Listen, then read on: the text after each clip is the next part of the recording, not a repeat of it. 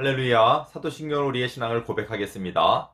나는 전능하신 아버지 하나님, 천지의 창조주를 믿습니다. 나는 그의 유일하신 아들, 우리 주 예수 그리스도를 믿습니다. 그는 성령으로 잉태되어 동정녀 마리아에게서 나시고 본디오 빌라도에게 고난을 받아 십자가에 못 박혀 죽으시고 장사된 지 사흘 만에 죽은 자 가운데서 다시 살아나셨으며 하늘에 오르시어 전능하신 아버지 하나님 우편에 앉아 계시다가 거기로부터 살아있는 자와 죽은 자를 심판하러 오십니다. 나는 성령을 믿으며 거룩한 공 교회와 성도의 교제와 죄를 용서받는 것과 몸의 부활과 영생을 믿습니다. 아멘. 성경 말씀 보시겠습니다. 성경 말씀은 요한복음 8장 1절로 9절 말씀입니다. 요한복음 8장 1절로 9절 말씀 봉독합니다. 예수는 감난산으로 가시니라. 아침에 다시 성전으로 들어오시니 백성이 다 나아오는지라. 앉으사 그들을 가르치시더니 서기관들과 바리새인들이 음행 중에 잡힌 여자를 끌고 와서 가운데 세우고 예수께 말하되 선생이여, 이 여자가 간음하다가 현장에서 잡혔나이다. 모세는 율법에 이러한 여자를 돌로 치라 명하였거니와 선생은 어떻게 말하겠나이까? 그들이 이렇게 말함은 고발할 조건을 얻고자 하여 예수를 시험함이로라. 예수께서 몸을 굽히사 손가락으로 땅에 쓰시니 그들이 묻기를 맞이 아니하는지라. 이에 일어나 이르시되 너희 중에 죄 없는 자가 먼저 돌로 치라 하시고 다시 몸을 굽혀 손가락으로 땅에 쓰시니 그들이 이 말씀을 듣고 양심의 가책을 느껴 어른으로 시작하여 젊은이까지 하나씩 나가고 오직 예수와 그 가운데 섰는 여자만 남았더라. 아멘. 할렐루야. 반갑습니다. 계속해서 예수님은 당신의 이 땅의 사역 일을 하시고 또 복음을 전파하시고 그리고 병든 자와 그리고 또 세상의 또 가난한 자들, 이런 모든 힘든 자들을 도우시고 또 그런 선한 일을 하시면서 결국 이건 세상에 착한 일을 하시러 오신 게 아니고 예수님이 이 일을 하심으로써 당신이 누구시라는 것을 말씀하고 있는 것입니까? 당신이 바로 이 인류, 생명을, 이 세상을 구원할 바로 하나님의 아들, 구세주, 구원자라는 것을 말씀하고 있습니다. 자, 그런데 많은 종교 지도자들이, 유대인들이죠, 예수님이 하나님의 아들이라 하는 것 자체도 마음에 안 들고, 또 예수님이 당신이 하나님의 말씀대로 사신다고 하면서도 오히려 율법을 안 지키는 것처럼 이런 일이 이제 비일비재하게 자기들에게는 이제 드러나는 거예요. 그래서 하여튼 이 종교 지도자들이 하여튼 예수님을 아주 싫어하고 또 어떻게 하면 저자를 죽일까 이제 이런 생각까지 하게 됩니다. 자, 그러는 가운데 이제 오늘 한 사건이 일어납니다. 아무튼 예수님은 이 땅에 진리이고 빛으로 오셨어요. 진리와 빛의 반대는 뭘까요? 어둠이고 진리의 반대는 거짓이죠. 그러니까 예수님을 반대하고 예수님을 싫어한다는 것은 결국 이 세상의 거짓과 어둠이기 때문에 그렇습니다. 자, 그런데 이제 오늘 어떤 일이 있었냐면 한 사건이 있었습니다. 바로 예수님 앞에 누구를 데리고 왔냐면 간음하다가 간음 중에 잡힌 여자를 이제 잡아와서 예수님께 이제 물어보는 거예요. 예수님, 이 여자 어떻게 하면 되죠? 이렇게 친절하게 물어보는 게 아니라 이제 예수님을 어떻게 보면 시험하려고 제가 읽어드릴게요. 서기관들과 바리새인들이 음행 중에 잡힌 여자를 끌고 와서 가운데 세우고 예수께 말하되 선생이여, 이 여자가 간음하다가 현장에서 잡혔나이다. 모세는 말하되 선생이여, 이 여자가 간음하다가 현장에서 모세는 율법에 이러한 여자를 돌로 치라 명하였거니와 선생은 어떻게 말하겠나이까? 그들이 이렇게 말함은 고발할 조건을 얻고자 하여 예수를 시험함이로라. 자, 한 간음한 여자를 잡아와서 자, 이 여자를 어떻게 했으면 좋겠습니까? 율법에는 이제 모세 얘기를 합니다. 율법에 이제 신명기서 같은 데게 보면은 간음하고 하여튼 율법 전반적으로 이 간음, 이 성적인 불륜 있잖아요. 불륜. 이 불륜은 다 죽이라고 명하고 있어요. 특별히 이제 돌로 죽이는 거, 돌로 죽이라 명하고 있습니다. 자, 그래서 당신이 하나님의 아들이고 하나님 말씀대로 행동하시는데, 자, 여기 간음한 여자가 있다. 이 여자 율법 하나님 말씀대로로 하면은 율법으로 하면 돌로 쳐 죽이라고 그러는데 당신은 어떻게 말하겠습니까? 이렇게 얘기를 하는 거예요. 이거는 이제 이들이 그 뒤에 나와 있죠. 물어보고 싶어서 친절하게 물어보는 게 아니라 궁금해서 뭐냐면 자기들이 종교 지도자들이에요. 율법 하나님의 말씀이면 자기가 잘 안다고 자부하는 자들이에요. 몰라서 물어보는 게 아니라 예수님을 덫에 걸리게 하려고, 올무에 걸리게 하려고. 뭐냐면 만약에 율법에 죽이라고 했으니까 죽여라 이러면 뭐예요? 예수님은 항상 복음을 전하면서 사랑하고 용서하고, 그건 어떤 뜻이에요? 예수님이 사랑의 주인공이시고 용서하는 주인공이시라는 것을 나타내는 거예요. 그런 말에 이게 어떤 사랑의 배제가 돼요. 죽이라 그랬으니까. 그런 그 이미지를 예수님한테 심어줘서 많은 따르는 사람들에게 어떻게 보면 예수님의 그런 이미지를 실추시키려고 그러는 거예요. 또 한 가지는 그러면 살려줘라 그래도 불쌍하니까 살려줘라 이러면 또 율법을 어긴다. 근데 예수님이 다른 율법도 다 어기는 것처럼 막 이들 눈엔 보였어요. 근데 이 간음죄, 불륜죄는 정말 큰 죄악이에요. 모든 사람이 볼 때도 혐오스러운 죄인데 이것도 용서해 주라 그러면 예수님은 이제 많은 사람들이 안 따르겠죠. 막 이런 생각을 하고 예수님이 이제 그런 경우가 있습니다. 예수님의 제자들이 밀밭 사이를 가면서 그 밀이삭을 따서 이렇게 먹습니다. 그러니까 그것이 안식일이에요. 안식일은 일하면 안 되는 날이에요. 하나님이 안식일을 지키라 그랬거든요. 일하지 말고.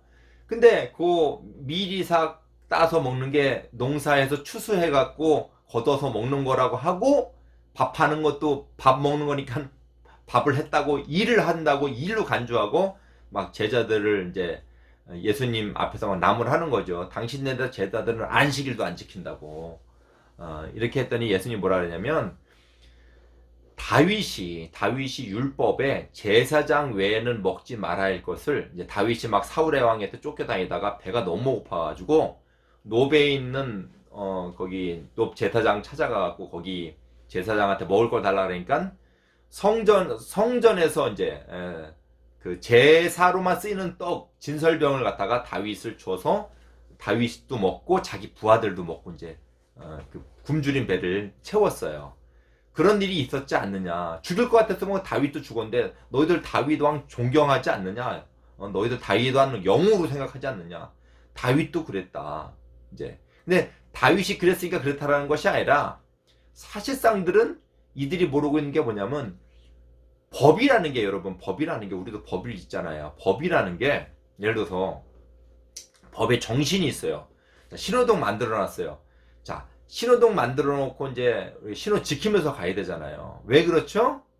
예, 그 법을 만드는 이유는 우리 귀찮으라고, 예, 번거롭게 하라고 그렇게 만들어 놓은 게 아니죠. 목사님도 운전하고 빨리 막 가야 되는데 신호 딱 걸리면 막 답답해 하거든요. 일부러 그렇게 번거롭게 하라고 만든 게 아니라 그래야 생명이 안전한 거예요. 마찬가지입니다. 율법도, 법이라는 것도 대부분의 법의 정신이 있어요. 왜 만들어놔요? 그 법을 만들어놔야 생명이 안전하기 때문에 하나님의 큰 사랑으로 사실상 법을 만들어 놓은 거예요. 근데 이 종교 지도자들은 오히려 법을 갖고 이 백성을 옥죄고 백성을 막 붙들어 매고, 사람이 안식일을 지켜야 된다니까 안식일을 그냥 일하면 안 되는 줄 알고 배가 고파서 죽는데도 안식일을 안 지켰다고 그러고, 얼마 전엔 그랬죠. 예수님이 38년 된 병자를 고쳤는데 그게 안식일이고 예수님은 또 일부러 의도적으로 어떤 의미를 나타내기 위해 그런 거죠. 안식일날 그를 일으켜 세워서 이걸 네 자리를 들고 가라. 그러니까 그 자리를 들고 가라는 건 네가 나았다라는 걸 가르쳐 주는 말인데, 이 자리를 들고 간 것도 그렇고 예수님이 안식일날 고쳐줬으니까, 치료했으니까 그것도 율법에 어긋난다, 안식일 안 지킬 거라서 이 사람들이 자기들이 막 반발을 했거든요. 예수님이 뭐라 그래요? 너네들 안식일날 너네 키우는 짐승 말이나 뭐 나귀가 이런 도랑에 빠지고 흙 웅덩이에 빠지면 그거 끌어내지 않느냐. 그런 짐승들도 끌어내는데 하물며 내가 사람을 살렸는데 그거를 나무라냐, 이렇게 말씀도 하십니다. 그러니까 뭐에 대한 정신이 없냐면, 이들이 율법을 그렇게 잘 알아도 율법이 왜 만들어졌는지도 모르고 하나님의 마음도 모르는 거예요. 이 여자 딱 끌어나갔어요.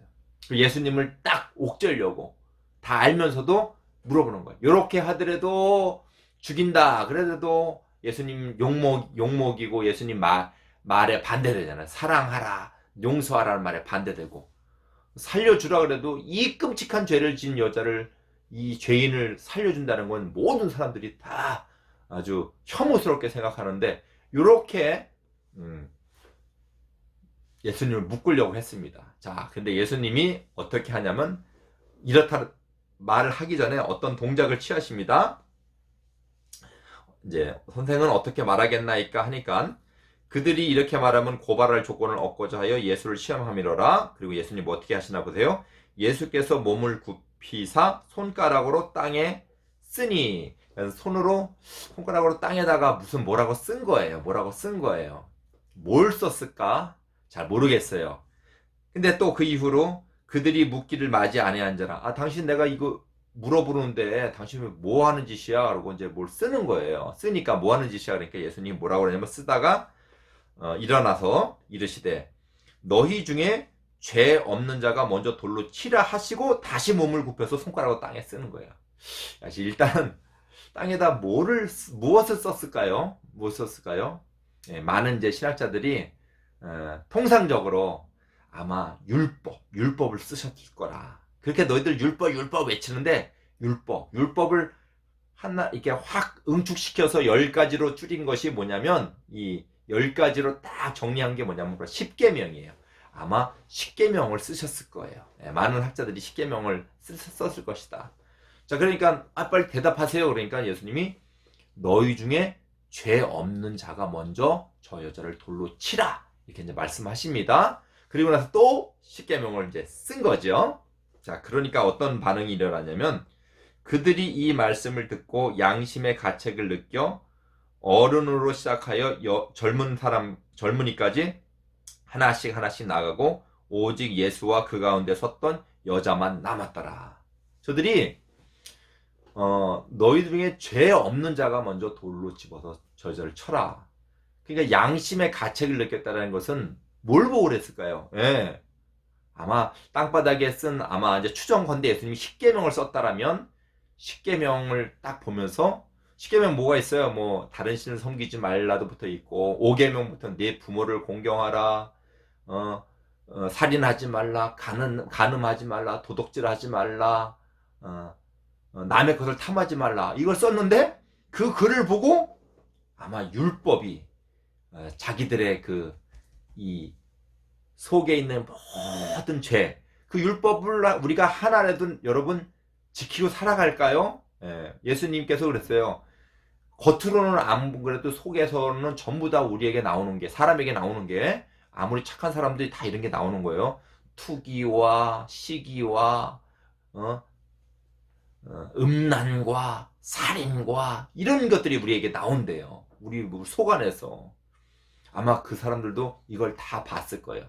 그러니까 여러분, 여기서 율법이라는 건 그래요. 율법을 하나님이 주신 것은, 율법으로 인하여서 우리의 뭐가 깨달아지는 거냐면 죄를 깨닫는다 그래요. 율법의 기능이에요. 하나님이 율법을 이걸 해서 지켜라 라고 만든 것보다 더 우선적인 건 뭐냐면, 우리는 그걸 지킬 능력이 없는 사람이에요. 그래서 신약 성경에는 율법을 통해서 율법으로는 죄를 깨달으니라 이렇게 말씀하고 있습니다. 예, 율법은 죄를 깨닫게 하는 거예요.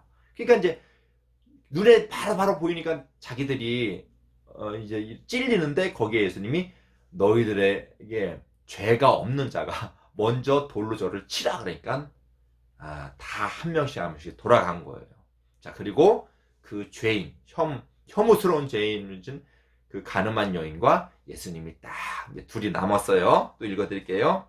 예수께서 그들이 듣고 양심의 가책을 느껴 어른으로 시작하여 젊은이까지 하나씩 나아가고 오직 예수와 그 가운데 섰던 여자만 남았더라. 예수께서 일어나사 여자 외에 아무도 없는 것을 보시고 이르시되 여자여 너를 고발하던 그들이 어디 있느냐? 너를 정죄한 자가 없느냐? 대답하되 주여 없나이다. 중요해요. 예수께서 이르시되 나도 너를 정죄하지 아니하노니 가서 다시는 죄를 범하지 말라. 예, 예수님께서 율법은 누가 만드신 거예요?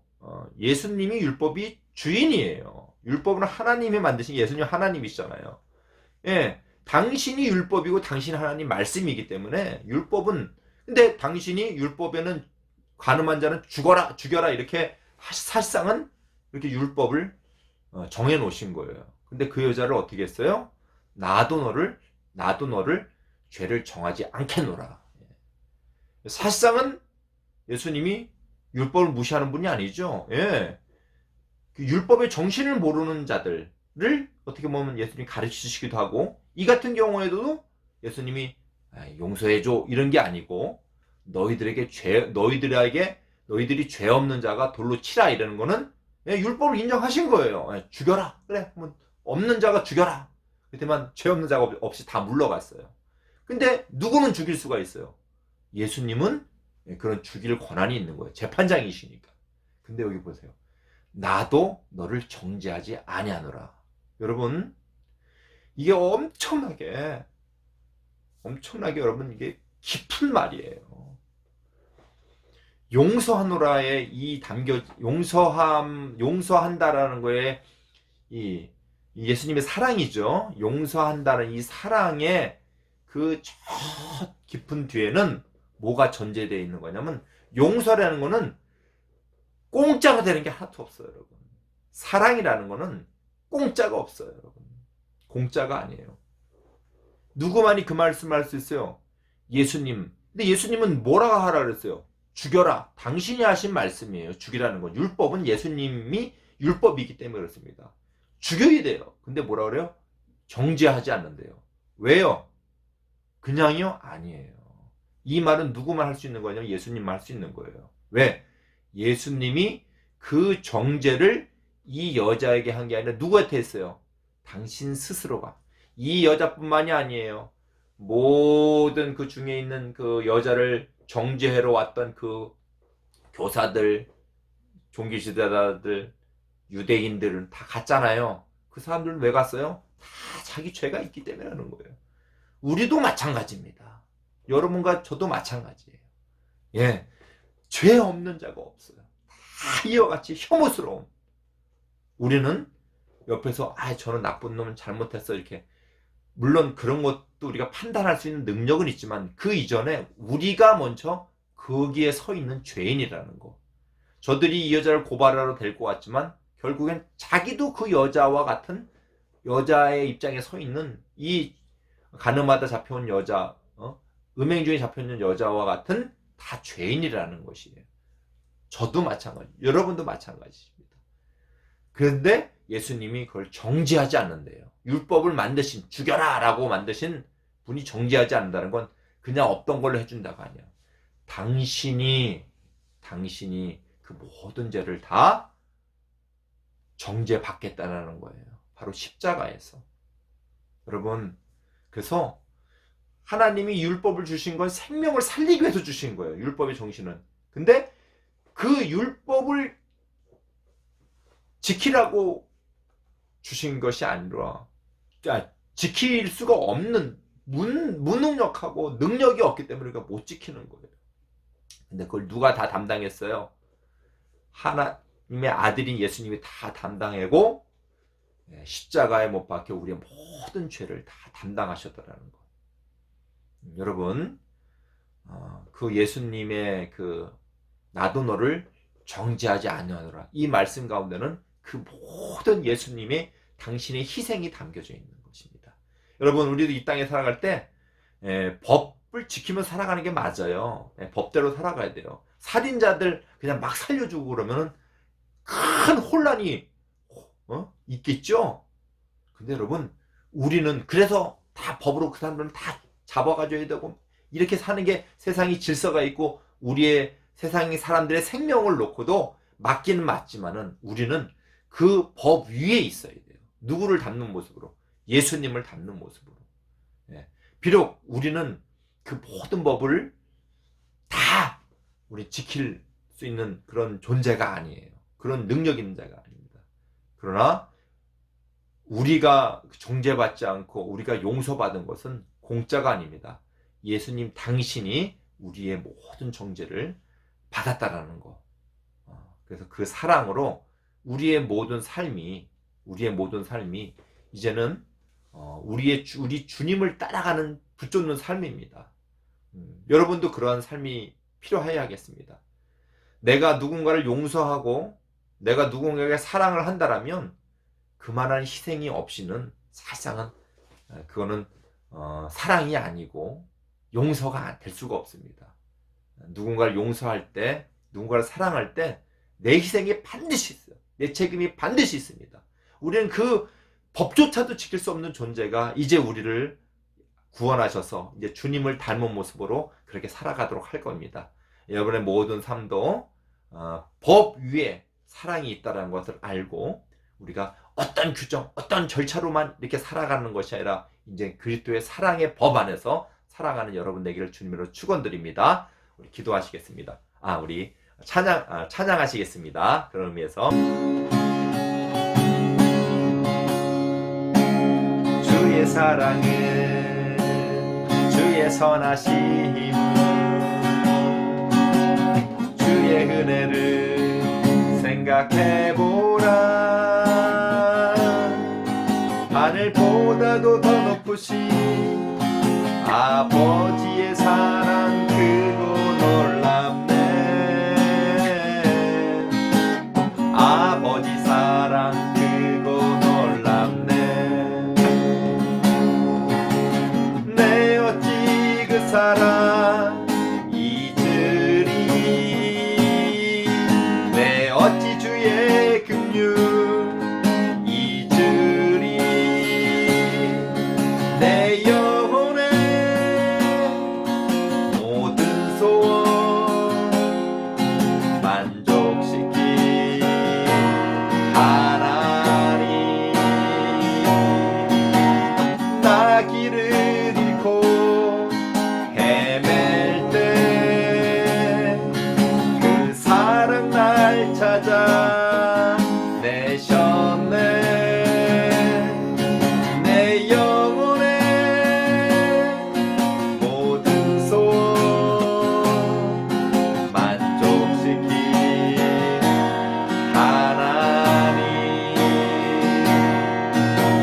주의 사랑은 주의 선하심은 주의 은혜를 생각해보라. 하늘보다도 더 높으신 아버지의 사랑 크고 놀랍네. 아멘. 아버지 사랑 크고 놀랍네. 기도하겠습니다. 사랑 많으신 아버지 하나님, 감사를 드립니다. 오늘 간음하다가 끌려온 여자, 우리 주님은 어떻게 이 여자를 판단하시고 결정하셨는가?